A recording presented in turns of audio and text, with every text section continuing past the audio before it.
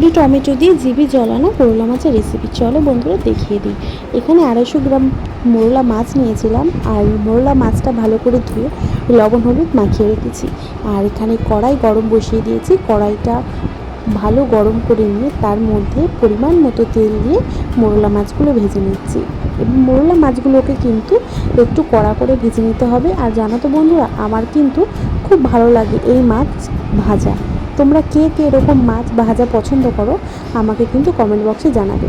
এই মাছ কিন্তু গরম ভাতের সাথে শুধু মেখেও ভাজা দিয়েও কিন্তু খেতে দারুণ ভালো লাগে।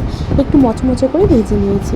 আর এখানে নিয়েছি কিছুটা আলু লম্বা করে কেটে, আর দুটো বড় টমেটো লম্বা করে কেটে নিয়েছি। আর এখানে রয়েছে লঙ্কা বাটা আর জিরে বাটা। চলো বন্ধুরা এবার রেসিপিটি শুরু করে নিই।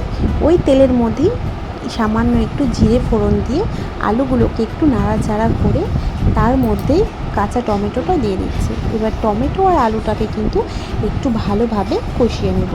আর এখন দেব স্বাদ মতো লবণ, তারপরে আবার একটু নাড়াচাড়া করে দিয়ে দেব সামান্য হলুদ, আর এখন দেব লঙ্কা বাটা আর জিরে বাটা। এবার ভালো করে টমেটোর সঙ্গে আলুটাকে কষিয়ে নেব। আর দেখো বন্ধুরা, কষাতে কষাতে টমেটোটা কিন্তু কি সুন্দর গলে গেছে। এবার জল দিয়ে দিচ্ছি। তো বন্ধুরা, তোমাদের কার কার এরকম হালকা পাতলা তরকারি খেতে ভালো লাগে আমাকে কিন্তু কমেন্ট বক্সে জানাবে। আর একটুখানি তরকারিটা ফুটে আসলে ভেজে রাখা মাছগুলো দিয়ে দিয়েছি। যা গরম পড়েছে, মনে হলো যে হালকা পাতলা কিছু একটা বানিয়ে নেওয়া যাক, তাই রেসিপিটি তোমাদের সাথে শেয়ার। বন্ধুরা, তোমাদের যদি এই রেসিপিটি ভালো লাগে লাইক শেয়ার কমেন্ট করে দিয়ে আমার পাশে থেকো, চ্যানেলটা সাবস্ক্রাইব করে দিও বন্ধুরা। টাটা বন্ধুরা, আবারও চলে আসবো অন্য কোনো রেসিপির সঙ্গে খুব তাড়াতাড়ি। তোমরা সবাই ভালো থেকো, সুস্থ থেকো।